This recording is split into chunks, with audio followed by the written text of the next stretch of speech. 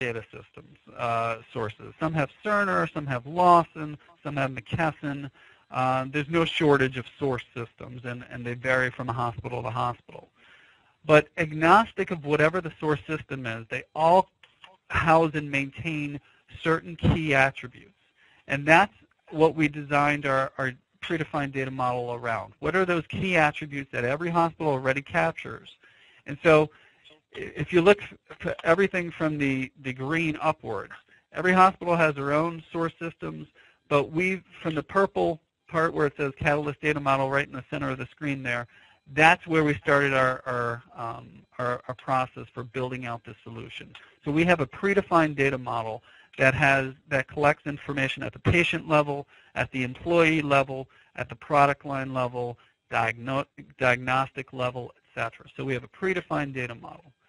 Sitting on top of that predefined data model, we have a metadata repository. That is the layer in which you define calculations, hierarchies, where you relate different sets of data to each other. So we also predefined and pre-built that layer. And then finally, which is sort of the visual part of the journey, which I'll show you in a couple of minutes, we built a predefined set of dashboards around all of that. So essentially, instead of starting with a clean slate, the value add that we're offering hospitals, whether it be small community hospitals or large healthcare systems, is we've already done the work in terms of predefining what the metrics are. And to get those metrics, what are the attributes you need to capture? So our objective is to go into any healthcare organization and say, okay, where do these attributes exist? Instead of going from A to Z, which is what's typical in what we did at Kaleida Health when you start from scratch, essentially it's going from A to D with E through Z already built, right? So the only piece we need to work on with the clients is to say, okay, what are your source systems, and what do you consider the field of record for this particular attribute? And then we map their data to our predefined data model. So it's the ETL mapping, essentially, is what we assist them with. Once you get the data into the predefined data model, the Catalyst data model, everything from that point is already built. So this affords you a number of advantages if you're either a large hospital system or even a small community hospital. Number one, if you were to try to define all of your metrics and then build it out iteratively over time, as I did at Kaleida Health, it took me 13 years to do it. A lot of false starts, a lot of lessons learned. If you think in terms of the cost of technology, the cost of buying and supporting a database, paying a DBA, implementing a BI tool set, purchasing and implementing an ETL tool set, there's a lot of cost in terms of labor, in terms of software and support fees. So the key is to get a return on your investment, and it's a significant investment. What you want to do is you want to have as many users on day one when you go live. You don't want to start small and iteratively, incrementally increase, because what happens is in healthcare, it's a very fast evolving, fast changing industry. So what happens ultimately is focus changes from year to year, from quarter to quarter. So we were lucky at Kaleida where we had the opportunity to have me focus and not get distracted and build an end-to-end solution. But a lot of organizations don't have that luxury. And so what ultimately happens is you start small, you get distracted, and then before you know it, you still have fragmentation across the organization where people are still using Access databases for this type of information. They're still using this tool set for this type of information and still doing things manually. So the value add here is you get a very rapid return on your investment on your BI tool set, excuse me, and you also get a large cache of users initially, right out the bat. So you get that critical mass where you've got a large amount of people using the tool set regardless of what their role is, because you have financial, operational, quality, and HR-related information in there. The whole organization speaks the same language. They use the same tool set.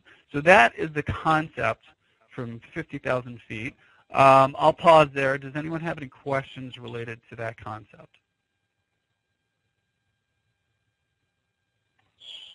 Okay. Ian, and this is Seth again. Yep. Hi, Chuck Hensley from FTI. Hey, This is just a second for a word from the sponsor kind of thing, but just connecting some dots here in terms of parallel between FTI and Dan. And what he's talking about is a practical solution applied in the real world. FTI is a consulting and data management, business intelligence, ETL systems. So we brought our experience into the picture in terms of deploying this model in teaming up. Now we have a model, a product, an actual solution. But part of that, what we also are bringing into this puzzle is kind of the team that comes in and does those hooks into this data model. So we have the capability, regardless of the ETL tool. Obviously, there are certain ones we prefer, but we deal with the current environment, and then we can deploy by being the answer to how the data gets loaded into the model by helping people design their ETL processes to feed the model. Thank you, Chuck. So essentially, in other words, although I brought to the table expertise in terms of what the day-to-day needs are from a BI perspective, from a healthcare perspective, FTI has the expertise in terms of implementing these solutions, in terms of developing the ETL framework to get the data from the source A to the predefined data model. And that's what Chuck is mentioning there, is it's not just a predefined tool set, but it's the support layer that wraps around it that allows even a small community-based hospital to implement this successfully. Any questions for me so far? Okay, I'll keep moving. Just stop me if at any point you have questions. So a couple more slides and then we'll jump right into it. So the concept, again, is a predefined data model with some fact tables related to dimensional tables and a predefined layer in which we establish relationships between all of these objects, establish calculations, and so all of that work is done ahead of time. So for instance, this is a small portion of our data model. For instance, here's a patient detail table, and we've got a predefined series of attributes that we work with the customer to populate, but the beauty of this is that it's fully customizable in terms of the content. So let's say, for instance, my particular hospital has a bariatric center of excellence. And to me, as a hospital, it's important to also track body mass index. If that is not one of the attributes that we capture in the predefined data model, we simply add it upon implementation. So this is fully customizable and configurable. Even though we start with the predefined set of attributes that we implement, the customer can add on to it at any point in time before implementation and post-implementation. You're not locked into our initial framework. It's just a starting point. So I just want to show this slide. If anyone has any questions after this, here's some contact information in terms of emails, and I'll jump back to it at the end.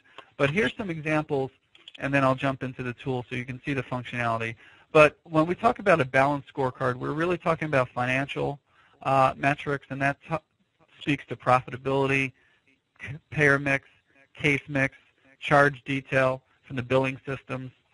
It speaks to from an operational perspective, where your discharges are coming from, how are they changing over time, looking at room usage, census, length of stay.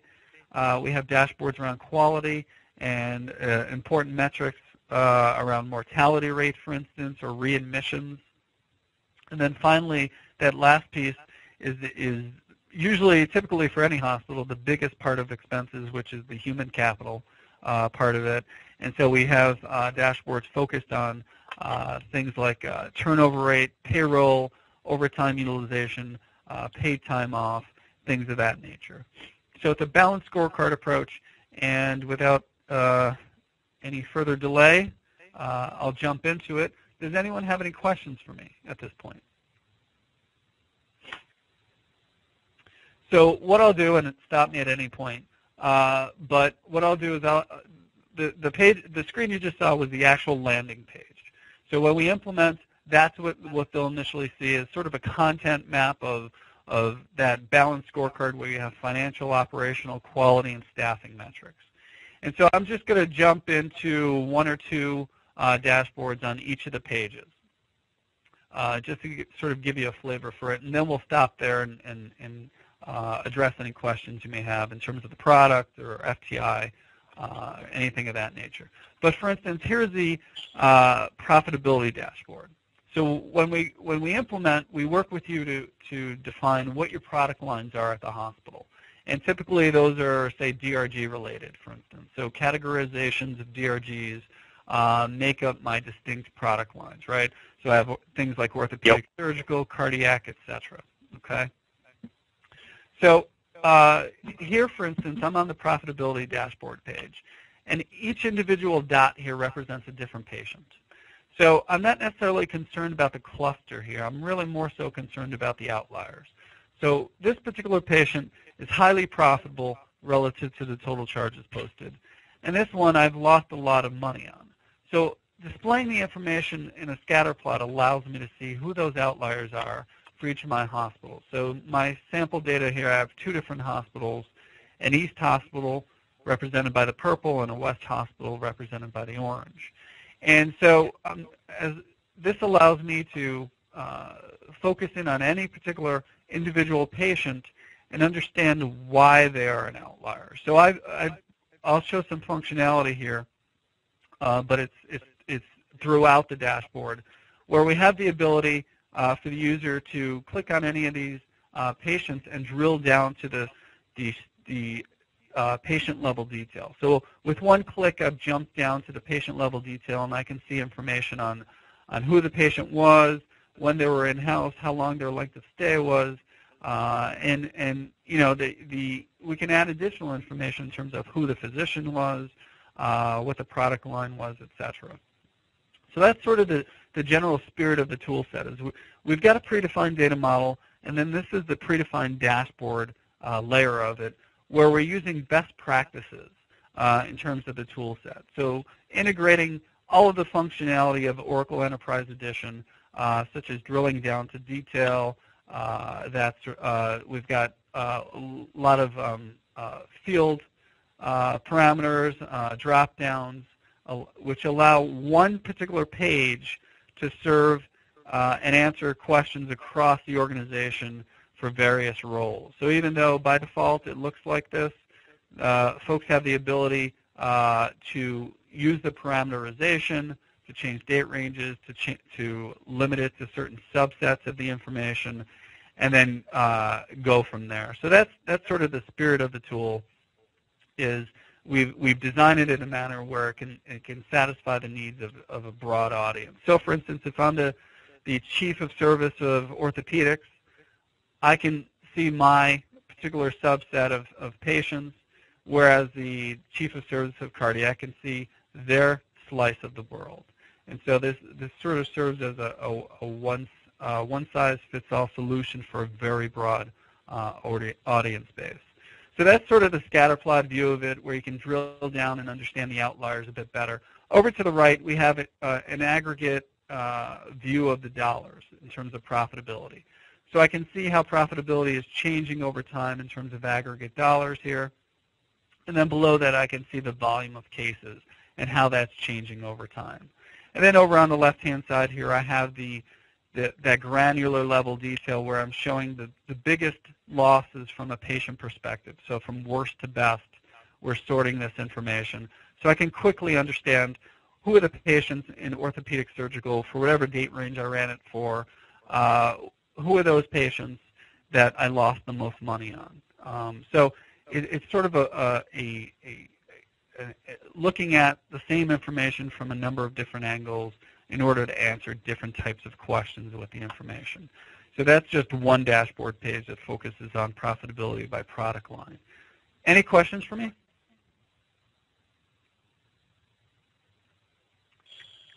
Claudia, are you still with us on the line? Yeah. I do have a question, but I wanted to wait to the end of the presentation to ask them, because you may answer later. Sure, that's fine. No problem. Just curiosity was how it applies in general, which we'd be interested in hearing at the end to your environment. Sure. Yes, and that's what I want to ask specific. But I'm seeing because I see you have other categories you're still going through. Correct. Before, Yep. I think it may add. Yep. I'll make my way through it, and then just at any point, let me know. Okay. Another important thing. Thank you. Another important thing from a hospital perspective is not only understanding which patients you make money on and which ones you lose money on, but which relationships with physicians drive that profitability. So certain relationships are more profitable for a hospital than others. And so we show the information from a financial perspective, also by physician group, so individual physician groups and individual physicians. We show summaries of payer mix and case mix, and so a lot of times for a hospital, it's not just a matter of increasing the number of hip replacements you do, but a large variable in terms of the profitability of a hip replacement really is who the insurance payer is.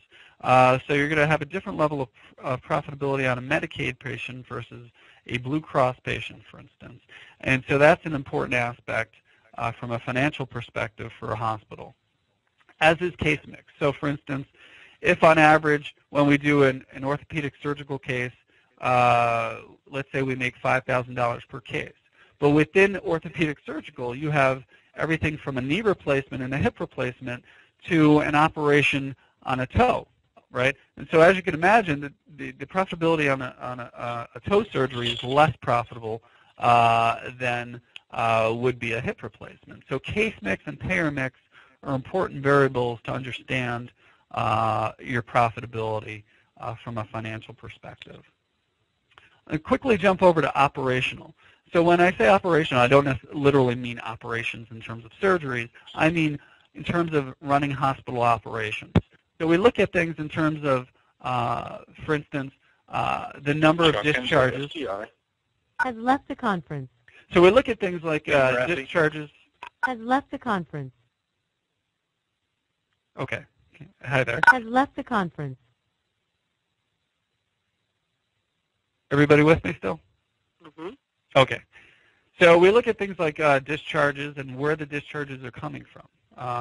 Not only by payer mix, but we look in terms of, we can even understand better by gender or ethnicity, for instance. So we use all of the functionality within Oracle Enterprise Edition to understand and to slice and dice data in different ways. So I quickly go from a view of my data by financial class to one that looks at it by gender. But any attribute that we capture in the predefined data model, I'm able to quickly look at that information and summarize my patient volume in that manner. Another example from an operational perspective is length of stay. So whether a patient is in the hospital 5 days or 15 days, typically you'll be paid the same amount of money. So the obvious incentive from that perspective for a hospital is to get the patient out as quickly and safely as possible. So you want to understand why you have variation in terms of length of stay for similar types of patients. So we look at length of stay over time, but we can look at length of stay. Conference. We can look at length of stay for, excuse me, I have a browser error here. We can look at length of stay by a number of different attributes. Just doesn't have to be by hospital, for instance. I can look at length of stay for my orthopedic surgical patients and understand why I have variation and drill down to the actual patients that underline that information, or even the physicians, as I have here, and I can understand why I have variation amongst physicians for similar types of cases. So length of stay, understanding your discharges, and even understanding the time of day that you're discharging patients is an important thing for a hospital, because if you think in terms of how a hospital makes money, a hospital makes money by admitting patients through the emergency department and by scheduling surgeries. That is where the majority of inpatients come from, and inpatients drive revenue for a hospital. So understanding when you're discharging patients in terms of hour of day helps you understand where you might have bottlenecks. So I can see for this particular hospital, the majority of my patients are discharged at about 2 p.m. Now, if I'm scheduling all of my patients to show up for surgery and telling them not to eat and show up at 6 a.m., and their procedures are done at, say, 10 a.m., and I still have patients who are going to be sent home sitting in a bed until 2 p.m., obviously I may run into constraints in terms of bed utilization. So things like understanding not only where your patients are coming from, but when you're disposing of patients in terms of hour of day, help you understand how you're leveraging your resources effectively, because you have a limited number of beds. So you have to sort of treat the bed as sort of the constraint. So that's a sample of what we have on the operational dashboard. Any questions on that? No. I'll continue. So from a quality perspective, hospitals traditionally have cared about financial information such as profitability, and then quality metrics sort of as separate end results. What's happening with healthcare reform is the two now are going to become integrated. So the higher my readmission rate, the lower my level of reimbursement is going to be from Medicare, for instance. So I need to understand why I have certain events happening, such as infections, such as patient mortality, such as patient readmissions, because that is now tethered to my financial outcomes in a way that historically it has not been. So that's why we have a quality set of metrics where you can monitor where your mortalities are happening and better understand why you have certain events happening, so you can change processes, procedures, protocols to handle all of that. So for instance, if I were to look at mortalities by severity of illness, severity of illness 1 is the least severe. In theory, I should never have a patient expire with the severity of illness 1. So when that happens, that catches my attention, and I need to understand who that patient was, who the physician was, what the circumstances were around that particular undesired event. So that's sort of the spirit of Catalyst, is we're looking at the view from 50,000 feet and allowing you to Join the conference. allowing you to identify what the outliers are so you can investigate those further and understand what's driving the actual results within your hospital. Another metric that's important from a quality perspective is naturally, as I mentioned earlier, readmissions. So we take a look at all the patient discharges in a 30-day period and say, of those patient discharges, how many came back and were readmitted? Because that's sort of viewed as a defect from a quality perspective. So we measure patient readmissions, but we take it a step further and say, okay, let's give a scenario where someone was discharged on January 1st, and their initial admission was because they had chest pain. And then they were readmitted 10 days later, right? But 10 days later, they were readmitted for an ear, nose, throat issue. So in theory, that's not going to be a preventable readmission because the two are somewhat diagnostically unrelated. So what we do here is we take a look at what the most recent product line was on the second discharge and show all of those in terms of what the first discharge was. So now you can sort of tie together, you know, if someone was here for vascular surgery and their prior admission was for vascular surgery, I know that that's probably a true defect. That's probably something that I could have helped to prevent from happening. So then I can say, okay, what were the circumstances around that? What was the nursing unit? Did we give proper discharge instructions? So you sort of start out from the high level and then drill down further to peel back the onion and try to figure out what the rationale was and was there an error made, and what more importantly, what can we do to prevent that going forward? So that's, again, the spirit of what we're trying to do with this tool set is to make it easy for a hospital of any size to understand these key metrics. And then naturally what happens is these dashboards not only serve as a mechanism for identifying opportunities to improve, but they become then the measurement tool to measure improvement.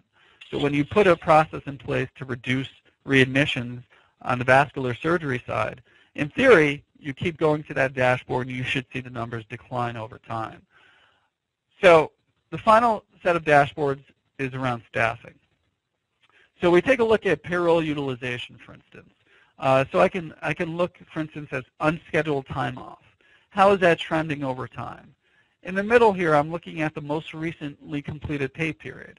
and I'm looking at the various types of pay categories I have. And then over on the right, the same information but on a year-to-date basis. So this one page sort of gives me the view of what happened recently, what's happened on a year-to-date basis, and then over on the left-hand side, a trend for the last 26 pay periods.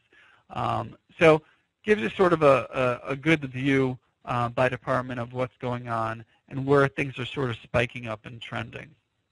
Another thing we look at from a resource perspective on the hospital side is the use of overtime. So hospitals, in many cases, attempt to maintain a patient nurse-patient ratio. Based on the number of patients you have, if your ratio is 1 nurse for every 4 patients, and you find yourself in a case where you have a ratio of 1 to 5, you have a couple of options. You can call in additional staff. You can try to shift staff amongst floors. But in a lot of cases, if you don't staff properly, what you wind up doing is paying overtime for someone to pick up a shift. And a lot of times these metrics are even interrelated, where if someone calls in sick at the last minute, now you need to find someone to work overtime to pick up a shift. So overtime is a key metric for any hospital to understand where there are opportunities to improve scheduling, to improve the forecasting of what you expect in terms of patient census, to try to tether your staffing expectations to scheduled surgeries, or historically how many emergency departments patients do we get in the summer versus the winter, that sort of thing. So overtime, though, for any hospital represents an opportunity to reduce costs. So do we have an opportunity to leverage part-time staff better? Do we have an opportunity to reduce overtime by incentivizing folks to not call in at the last minute? Do we have policies in place to sort of get a control around that? So overtime, again, is an important metric for any hospital. So even though it's a lot of times you can think of it as sort of a financial metric, it really ties into the leveraging of staff and the efficiency of staffing, and it has a lot of implications on the financial and potentially quality-related side of operations. So that's sort of very quickly, in a long, quick run-on sentence, sort of a taste of what we have in Catalyst. It's a full enterprise balance scorecard that covers really the key metrics for any hospital as a sort of a starter set. But the key takeaway is that once we implement and we walk out the door, the customer owns it. They can add additional metrics to it. And that's very important because healthcare is changing very quickly. And what's important today may or may not be as important as what's going to happen 2 years from now. So they're not locked into a structure in terms of the data model. They fully control and own the data model and can enhance it. They can build out their own sets of dashboards using other sets of data that they have accessible to them. And so that's very briefly what the Catalyst product is. Any questions for me?